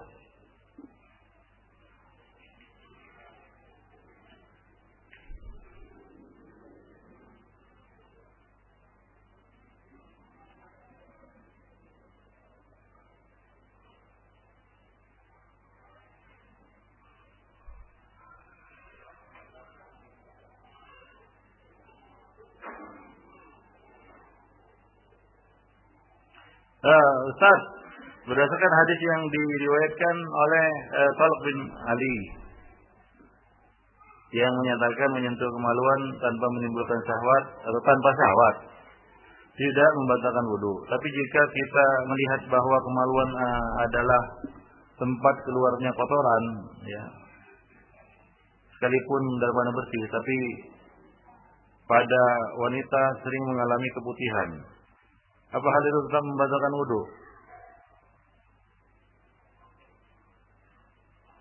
Yang menyentuh najis itu tidak membatalkan wudu, ikhwanuddin. Apa? Menyentuh najis itu tidak membatalkan wudu, sengaja maupun enggak sengaja. Tapi antum harus membersihkan diri dari najis. Sengaja antum megang najis, batal enggak wudu? Enggak batal. Cuma antum harus bersuci dari najis itu hingga hilang najis itu dengan air atau sejenisnya. Paham? Nah, itu dia. Jangan bingung, ya. Jadi memegang kemaluan dengan syahwat itu akan berpotensi mengeluarkan madi, ya. Ya, mengeluarkan mani. Tahulah kan gitu kalau dengan syahwat memegang kemaluan, ya. Ya ada kemungkinan keluar madi, kan begitu ya. Nah, di dalam sholat pun susah untuk nahannya, kan begitu. Lalu setelah itu pasti akan ada dorongan untuk keluar itu madi. Biasanya seperti itu. Maka dikatakan batal kalau dengan syahwat. Bukan karena itu tempat kotor. Ya, artinya apa? Sengaja megang yang kotor-kotor saja nggak batal wudu, begitu. Cuma harus dicuci lah, karena najis, bersih dari najis, suci tempat dan pakaian, ya badan, pakaian dan tempat. Ini merupakan syarat sah salat. Ini tulisan halus kasar saya nggak bisa baca.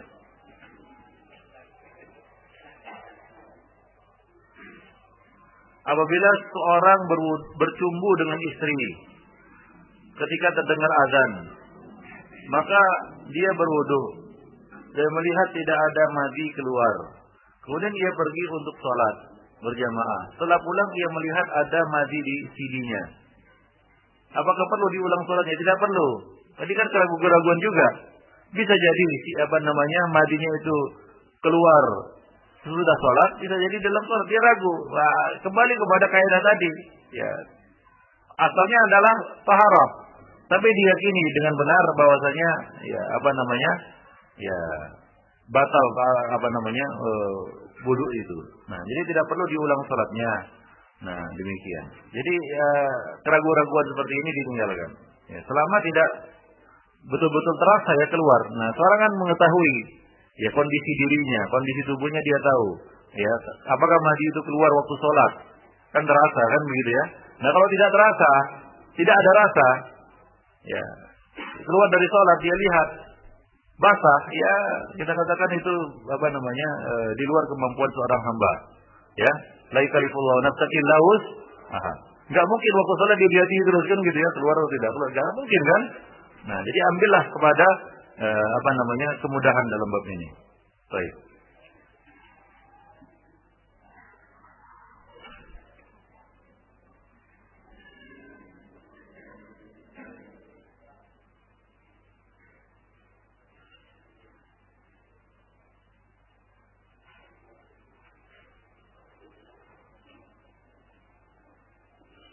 Ini sudah pernah dibahas kayaknya. Entah di sini atau di Mukhlisin lupa. Nah, waktu masbuk anak mendapatkan jamaah barisan depan sudah penuh. Ya. Namun barisan kedua ada 2 orang. Yang satu paling kanan, yang satu lagi di tengah-tengah. Mana yang harus diikuti? Aduh, susah ya. Nah, enggak tahu ya. Ikuti mana yang lebih dulu datang. Nah, kalau yang di kanan duluan datang, ya kanan itu yang diikuti. Kalau yang di tengah duluan datang, ya tengah itu yang diikuti. Karena yang kedua itu jempal dia, memutus dia. Kalau nggak tahu gimana? Iya, bisa juga. Antum satukan 2 orang itu kan gitu. Ya itu kan terputus dia, disatukan gitu.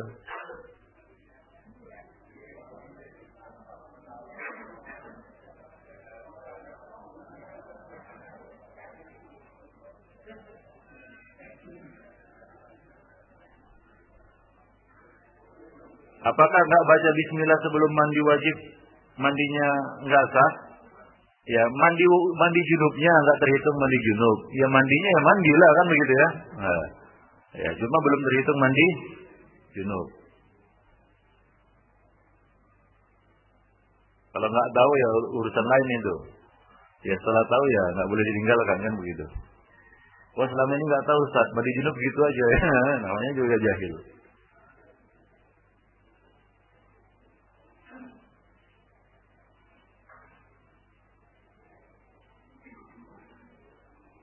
Apakah membatalkan wudu ketika membersihkan anak yang buang air besar? Ya tadi kan sudah kita jelaskan, ya. Memegang kemaluan dengan tanpa syahwat itu tidak membatalkan wudu. Kalau kita menceboi anak kita, nggak batal wudu kita. Ya. Tadi sudah kita sebut, menyentuh najis itu tidak membatalkan wudu. Ya, hanya saja setelah mencebok anak itu, cucilah tangan itu, kan begitu? Ya.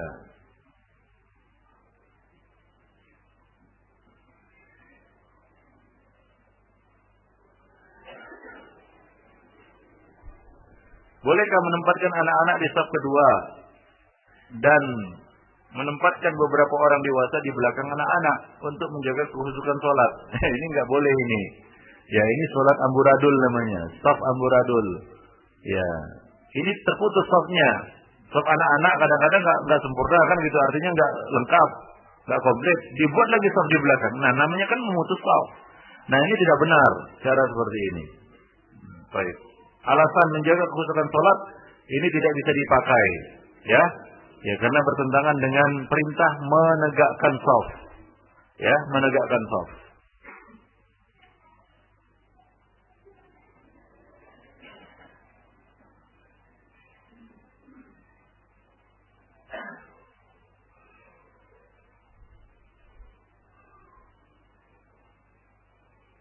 Apa hukumnya membuat acara walimah menabalkan nama anak? Aku menghadirinya. Wallahu a'lam, saya nggak tahu ini. Tanya yang lain lah. Dibikin juga acara walimah khitan dan seterusnya.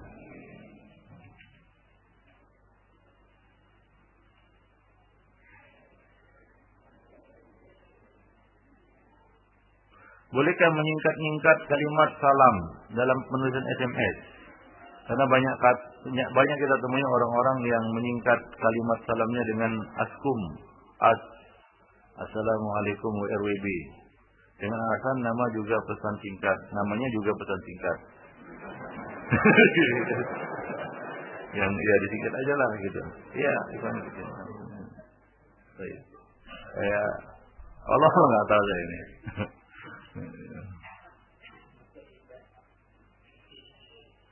Wallahu a'lam. Ya bagusnya ya, kita cerita bagusnya ya. Bagusnya nggak disingkat. Ya, ditulis secara lengkap. Walaupun hanya assalamualaikum kan begitu ya. Ya, kadar yang paling apa namanya? Yang paling rendah, minimal. Demikian juga sebenarnya sallallahu alaihi wasallam itu tidak boleh disingkat. Ya, menjadi tahu. Demikian subhanahu wa taala. Ya hanya saja, ya kalau ditulis komplit, terpaksa pesan singkatnya bertambah biayanya kan begitu ya. Harusnya jadi satu saja jadi dua kan begitu ya, karena ya assalamualaikum warahmatullahi wabarakatuh. Ya kita berdoa kepada Allah Subhanahu Wa Taala kan gitu ya. Wah panjang. Ya bagusnya seperti itu. Cuma kalau antum ya tidak mau menuliskannya dengan singkatan, ya gak usah ditulis. Apa? Gak usah ditulis. Doa aja dalam hati dengan niat berdoa.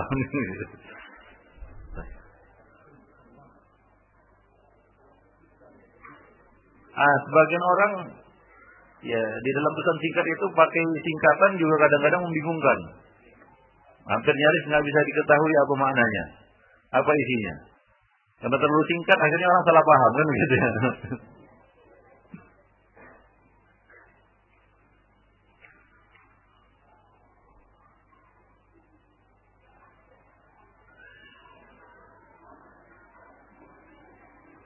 Ustaz, gimana cara menasihati ikhwan kita yang sedang majelis ngobrol dengan temannya?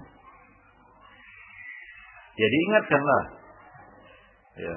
Diingatkan. Kalau di dalam khutbah Jumat nggak bisa diingatkan, ya dibiarkan saja, gitu ya. Ya dia merugi sendiri. Kenapa? Ya pahala Jumatnya melayang. Yang berhak menegurnya cuma imam, khatib. Ya antum ngobrol di majelis ilmu ya juga rugi sendiri kan begitu ya. Rugi sendiri dan merugikan orang lain. Kadang-kadang orang lain tuh nggak mau diajak ngobrol. Ya, dia asli berkicau terus kan gitu. Ini kan merugikan dirinya dan merugikan orang lain. Orang lain mau menyimak, mau mengetahui.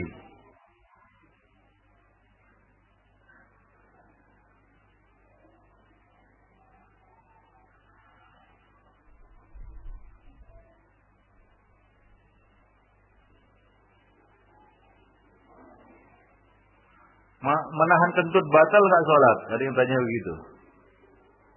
Ya kalau nggak sampai kentut nggak batal. Cuma kalau sampai menggeletar-geletar badan itu, gitu ya. Artinya itu sudah keluar dari kekhusyukan, ya keluar dari sholat. Bagaimana cara keluar sholat? Hah?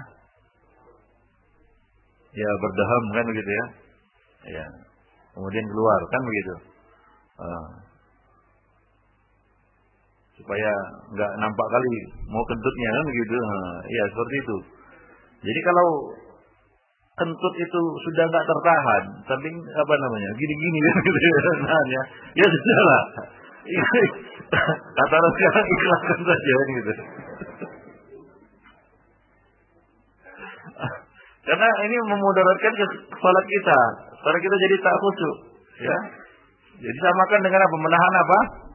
Buang air kecil dan buang air besar. Apa hukumnya sholat di tempat yang gelap? Ya nggak apa-apa, nggak ada masalah. Asal dipastikan tempatnya apa? Suci. Jangan tempat gelap tapi nggak jelas, kan?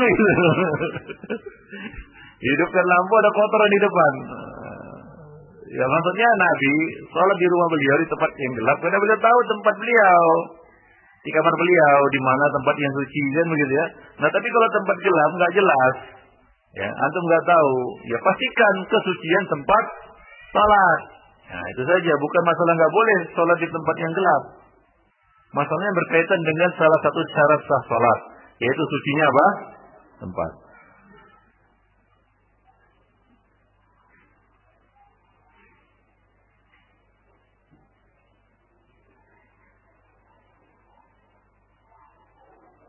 Selesai mandi junub kita mengeluarkan air seni. Apakah kita harus duduk lagi? Ya iyalah.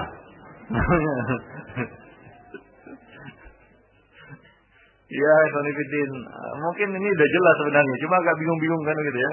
Ya jelas. Kita kembali kepada kaidah. Ya, kalau itu jelas antum buang air seni setelah mandi junub ya batal. Sebagaimana batalnya antum setelah mandi junub antum buang air besar, ya batal juga kan? Nah, habis mandi junub antum makan kambing, makan apa? Afwan unta, ya batal. Nah, demikian. Wallahu a'lam bishawab. Demikian Sonifidin pertemuan kita pada hari ini. Ya, lebih dan kurang saya mohon maaf. Subhanakallah bihamdik, asyhadu an la ilaha illa anta, wa astaghfiruka wa atubu ilaik.